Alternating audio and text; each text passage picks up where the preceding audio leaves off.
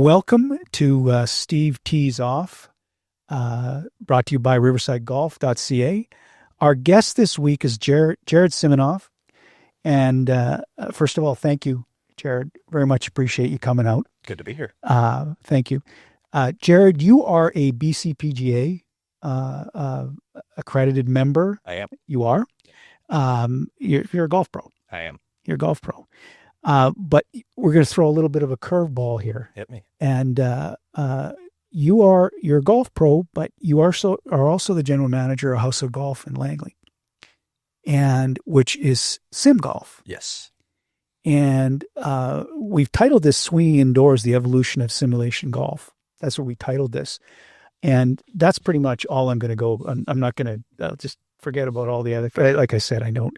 But simulation golf wasn't even on my radar until I had Matt on. Yes. And when I was doing my research about Matt Paulsenberg and found out that he won a tournament, and then he started talking about, and Matt, as you well know, has no problem talking. He's a character. Yes. He's a character. And we came out to the facility probably about a month ago or so, and I went, holy shit, this is pretty cool. Yes. So let's start off, Jared, with a little bit your background. Okay. In golf, and then we can dive into the Haus of Golf. Sure. So where'd you start? Born and raised in Powell River, just up the coast, small town. Grew up playing from a very young age. I was always the golfer that played hockey, along with all the hockey players that played golf and other sports. I played lots of other sports growing up, but golf from a very young age was what I wanted to do. I think I was 12 or 13, and I already had identified the professional golf management program at Camosun, where I wanted to go to school after high school. I was just always very fascinated with the business side of golf. Mm. I like to joke that I was not burdened with the idea of playing professional golf. I wasn't good enough to be burdened with that. And so I was an okay player, but the business side and the PGA side was always something that I found very compelling. Mm-hmm. So you went to school. Yes. You went to school and for the to understand, to learn the business side of yes. it as best you could. Yeah. And where did that lead you to after? So school was in Victoria. Yeah. It was a 3-year program. After my first year, I got a co-op placement out in Alberta at a resort called Silvertip Resort, Canmore, Alberta. Rocky Mountains, 3,000 feet above sea level. Some of the coolest golf courses out there. Yeah. And I ended up doing that for 3 years while coming back to Victoria to go to school. Born and bred on the West Coast. After my first Alberta winter, it was I was good to go. If that was enough for one lifetime. I remember I had to get a block heater put into my car and had no idea what that was. Here. I remember when I moved back here and I eventually sold that car, I kept saying, well, it has a block heater, it has a block. They were like, I don't know what you're talking about right now. So ended up making my way back to the coast and got a job at Shaughnessy in Vancouver. Incredible golf course, top 10 in the country, pretty consistently rated. And I worked there for 1 season and then decided to play through my PAT, and the rest is history. This is actually, this 2025 is the 10th year of being a professional. So cool. It's been a good run. And you are on the board? I am, yes. You are on the board. And what is that? Being on the board of the BC PGA, what does that entail? So quarterly board meetings, and then every director has a portfolio that they're taking care of. Great group of people. I had previously served on the board, I want to say 2019 to 2021, and then I became a head professional and took on a little bit more in that regard. So now that life's kind of settled back in, I really wanted to get back involved again, and so was reelected or elected again this season, and it's fantastic. I'm a big be the change you wish to see type person, and take some ownership of what we're doing as golf professionals, what the association looks like, what the industry looks like. Golf has changed so rapidly, or so dramatically rather, in the last 4 or 5 years that there's a lot of really, really good things, and then there's a lot of new problems that are popping up, and it means a lot to me to kind of be a part of that group and be in those processes. So from Shaughnessy to the sim golf to Haus of Golf, Bring me down that path. Great question. I also had never heard of virtual golf until about 3 years ago. I was very much on that path, that traditional path of, be a young assistant, work your way into kind of an associate role, senior associate, with the idea of pursuing a head professional job. And I did all that. I spent 4 great years at Shaughnessy, and that was like playing for the Yankees, I always say. Yeah. Like just the things that you have access to, the golf pros that you're working with, just the expectations on a team like that really kind of prepared me early in my career to pursue some bigger things. And I was very lucky to move just down the road to Point Grey. So I went from Shaughnessy to Point Grey. I did 3 years at Point Grey. And then I did become a head professional. So I moved over to the island, and I was a head professional for 2 years at Crown Isle Resort. So up Very island nice. in kind of Comox Valley. Very familiar with that. And that's Powell River is right across the way. So growing up, Crown Isle was Augusta to me. I think I took 3 or 4 of my birthday parties as a kid were just me and my friend going over there and playing golf. And it was very, very cool. And I did that for a couple of years. And the Comox Valley, a bit of a small town. I had gotten used to kind of city living and really, really loved it over here. Had lots of friends over here, and but things were fine. And one day I got a call saying, "Hey, we've got a group of people, and this is what we were thinking about doing, and we'd love you to be the person in charge." And I don't think I received that call very positively. I think I thought, I don't know what you're talking about right now, kind of thing. Like I've spent, basically my entire adult life kind of moving in one direction as a professional in that very, very traditional path. And once I got into it a little bit more, I thought, you know what, I'm fascinated. And we had more conversations, and the next thing you know, there's 6 golf simulators in Langley that I'm in charge of. So it happens fast, but I went from the most kind of traditional routes, training, all of that, to as non-traditional as it gets, I guess now. Look, I had just had after we had Matt on, I had my first experience of sim golf, and it was wild. Yeah. It was wild. Now, it's not like, and having it with Matt was even, he's like, you actually play with that swing? Kind of, that was his first comment. Geez, you got a lot of club head speed. You don't know where the ball's going. But the thing is, it was neat. Yes. It was very cool. Yep. And you go, holy shit. Yeah. This is really, really neat. Now, House of Golf has been around, and I'm looking at your shirt as I'm speaking, since 2023. Yes. Correct? Yeah. So in those 2 years, you've probably explained the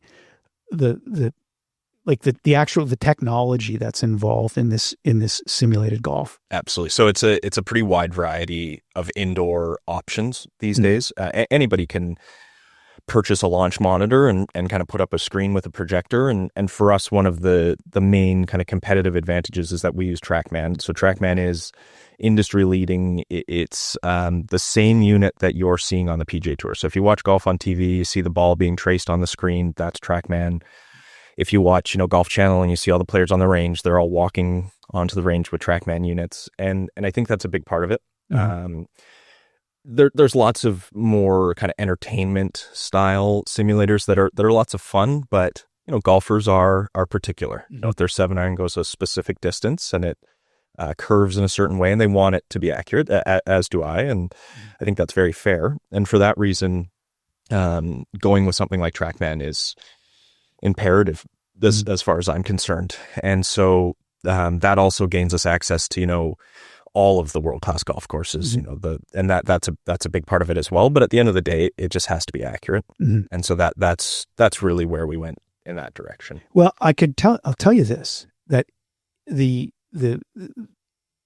experience that I had was so, like, I was blown away, because I've hit balls before with this, but this was, and the vibe of your facility for sure is pretty.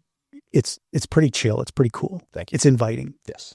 And I mean that from, I'll speak on behalf of my wife here too. And that it was a place that I wouldn't mind coming. I wouldn't mind trying this out and seeing whether or not I enjoy it, and there's no pressure. Yeah.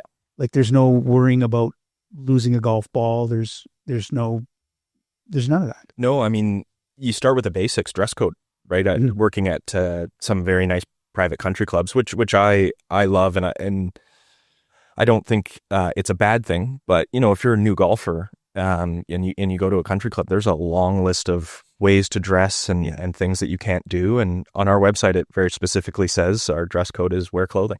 You must be dressed. You must be dressed. 2 years in, only one violation of that as well, which is good. But that's a great place to start, right? I don't care if you're on your phone. I don't care if you're wearing flip flops or if you're wearing a collar or the length of your skirt or anything like that. That's not a priority for us. And we are pulling from a lot of different directions. We have those kind of higher caliber players that are coming into practice and use TrackMan in that way that a PGA Pro would. Mm-hmm. But then we have a lot of people that are just coming in to have fun. Yeah. And it's nice to kind of create a facility or an environment that becomes this community of just people, trying to play golf. Mm-hmm. Our ladies' night finale was last week. So we ran a ladies' night every third Thursday all year. And it was very successful. And that's a great example of a group of people that, there are a lot of roadblocks to kind of get into the game. Yeah. And the biggest thing for us when you're coming in as a group is that it's golf in its most social form, right? We're not hitting our tee shots on the first hole and I'm in the left rough, you're in the right rough, we'll see up at the green. Mm-hmm. We're in the bay together for the duration of the booking. Mm-hmm. And so there's a lot more support, there's a lot more fun, a much higher level of engagement. But at the end of the day, if you shank one off the wall, it's not the end of the world, right? Yeah. There's no group behind you putting pressure on you.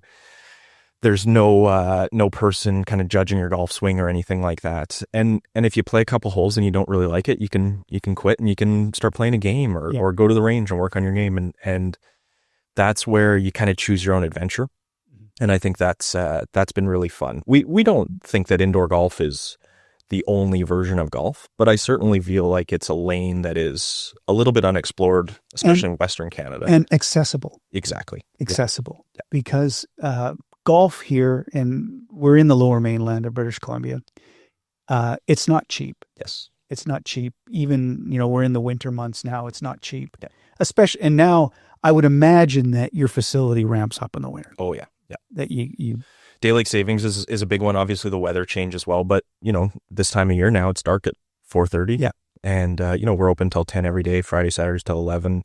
You can come in and not have to concern yourself with that. There's just a very finite amount of time each day now to play in the first place. And then when you go to the summer, it is very expensive, but it's also incredibly competitive to find a tee time. Yes. Right? You have to be a planner. You have to be on there, a week in advance if you want a decent tee time. And for us, it's much more cost effective, so it is a little bit cheaper per person than if you were paying a green fee rather. And then you're going to play a lot faster as well. Yeah.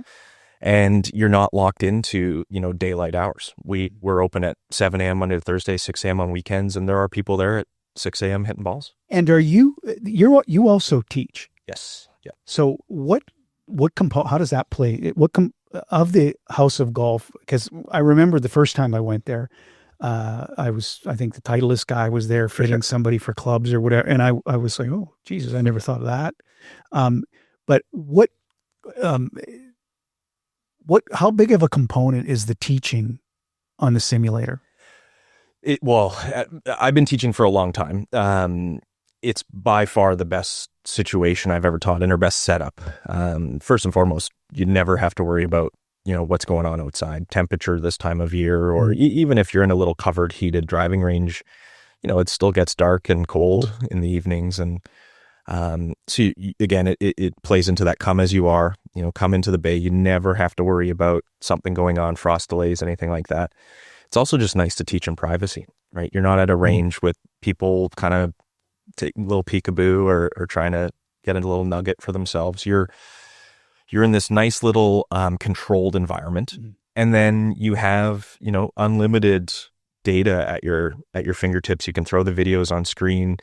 You can show all these different numbers, but you can also kind of control what they're seeing as well. And I mean that in that there's a lot of different types of people that come in for a lesson, and some people don't want to hit balls in a calculator. They don't want, 15 numbers on the screen.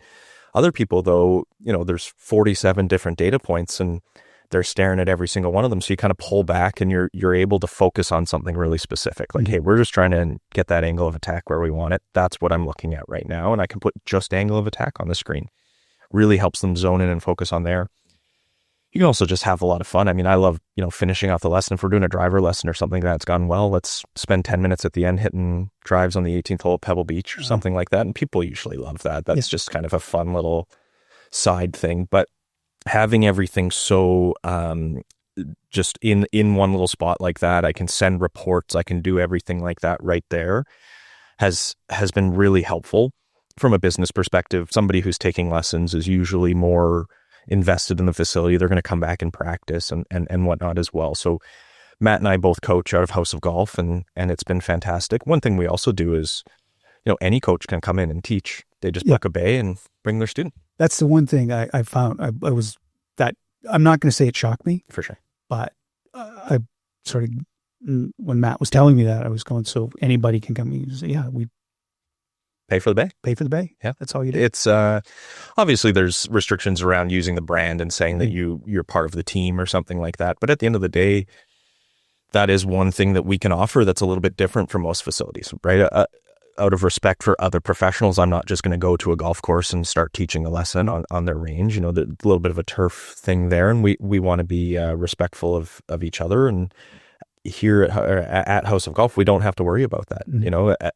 From the operator of the business, you're paying for a golf simulator. Yeah. Our standard is simply at the end of the booking, if the simulator looks like it did when you got there, I'm very happy. Yeah. So these in the 2-3 years that you've been, the 2 years that you've been in this I don't want to say knee deep in the for sure in the sim world, but you're in the sim. Where have you seen it improve dramatically?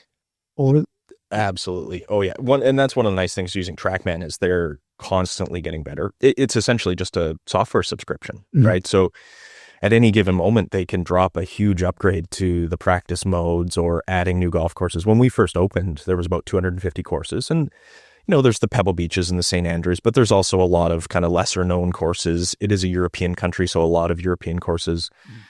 Here we are, just about 2 years later, and we're over 450 golf courses. And you're looking at the Bandon Dunes, the Pinehursts, the Cabot Cliffs, these very, very top rated golf courses in the world that just at any given moment kind of get dropped and then they're there.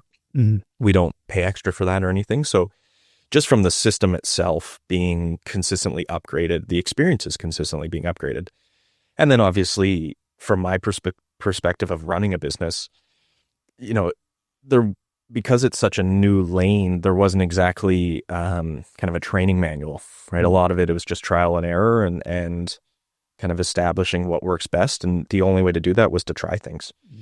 And that was very different from working at clubs where there's a proven way to do things, right? I very much loved my time at Shaughnessy, but it was very much, this is how we do things, right? And for good reason. It's about as good as it gets. For House of Golf, it was the complete opposite. I like to joke that like my years of a golf professional prior to that did not prepare me for my current job, but that's not a bad thing at all. It was a great challenge, and we're always going to be trying new things, and that's just such a fun thing, right? There's no, this is how we've always done it. Demographically speaking, when I say demographic, I'll say, what age group do you have coming in consistently? Like what's the mix of? Great question. So our house league, which is a kind of an indoor winter league we ran last year and starting up here in November is a good example. So we were youngest player was 18 years old, oldest player was 76, men and women. Handicap from PGA professional, +4, +5, all the way to I had never had a handicap until I joined house league. I mean, there's not really anyone in particular that we're targeting. They all add up. Right, every little group. I think I see some facilities that are more practice focused, right? This is where you come to get lessons, you get fittings, and you come practice, but it's not necessarily somewhere you want to hang out. Or you see somewhere that is just somewhere you'd want to hang out, but you'd never go there and practice because it's it's a bar, it's kind of somewhere where you'd have a party or something like that. And we're trying to pull from all of those different directions. So that's where, the ladies stuff has been incredibly successful for us. That I really loved working with all of those ladies all year and having them come in so consistently and build some confidence and get comfortable with it, and then watch them go outside and play and feel much more comfortable with their golf game after kind of learning inside. But at the end of the day, there's a lot of, very good players, alluding to Matt and that PGA tournament that was ran last year, which will be back again this winter. There is a lot of competitive players coming in. We always say in the Lower Mainland, you can play basically 12 months a year, but that also requires, playing in cold and rain for 4 or 5 months a year. And I think that's what we see a lot of is,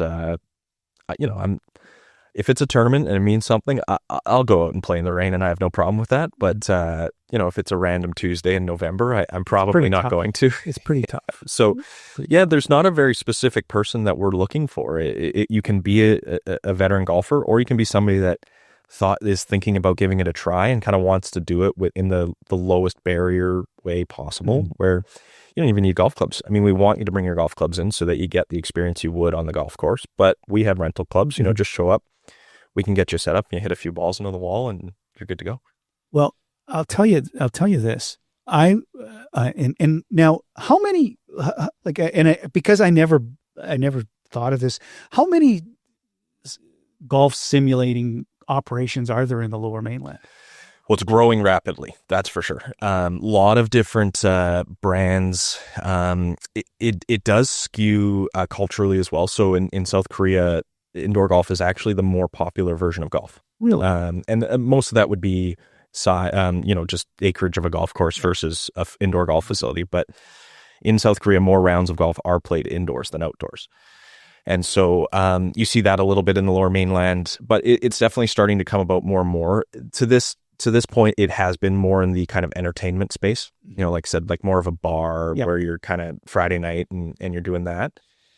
But they're coming fast and furious, that's for sure. And that's, one of the things I always say is that I say this to the team all the time is, nothing we do is proprietary. We just have to do it very well. Yeah. And that comes down to, TrackMan technology and then the customer service side of things, right? Making sure that the staff there aren't just kind of taking your money and making sure you leave on time, that they're hosting you there, right? Well, they're giving you that experience. It was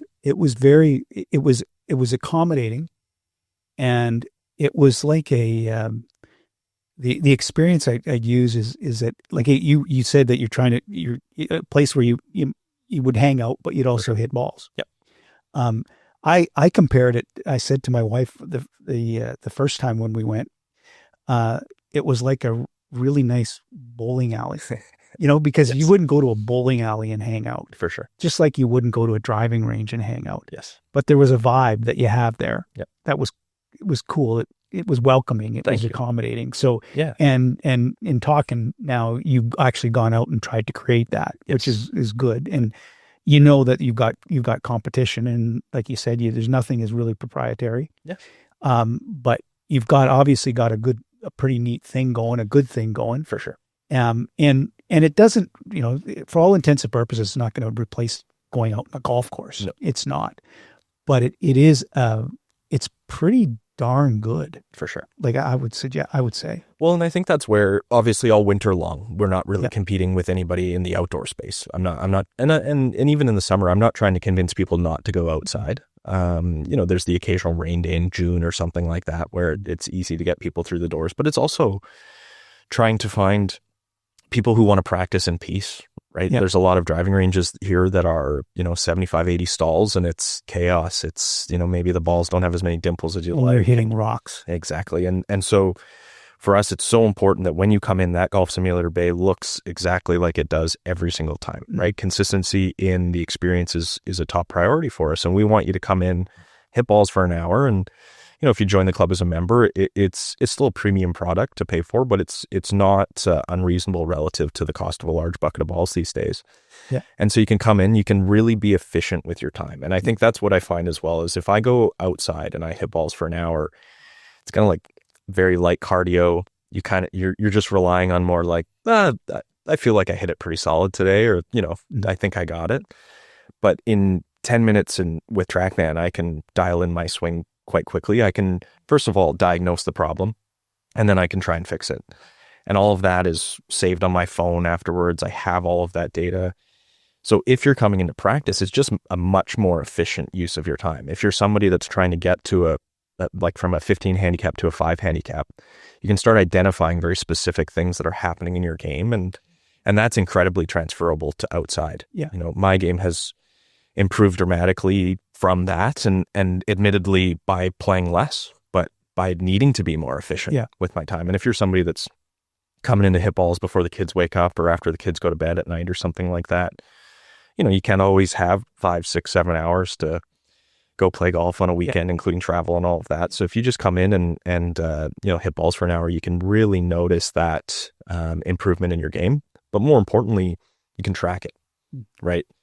There's so much about like, you know what, I think I'm feeling better, but that's not really, that might be a fleeting moment that's gone. But using something like TrackMan, you can really see yourself improve, and then you can prove it, right? And then you kind of get a lot of, I was saying to the student the other day, you can absolutely identify negative areas that you need to improve upon, but you can also reinforce the positive areas, right? It creates positive feedback loops where it's, once I get inside 100 yards, I'm a pretty good player. And then I hit balls on TrackMan and I kind of prove that to myself.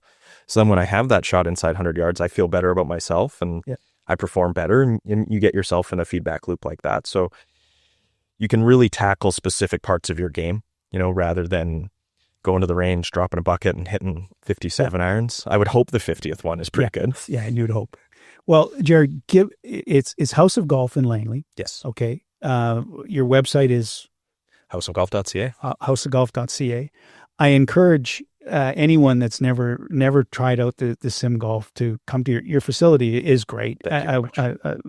It is, and I'm a diehard golf guy. I'm a golf course guy for sure. But we enjoyed the 2 times. We'll be coming out again. I thank you for coming. And I would like to thank riversidegolf.ca for sponsoring the podcast. But Jared, thank you so much for coming out and talking about simulated golf and House of Golf and your facility. Absolutely, my pleasure. It's been a pleasure. Thank you.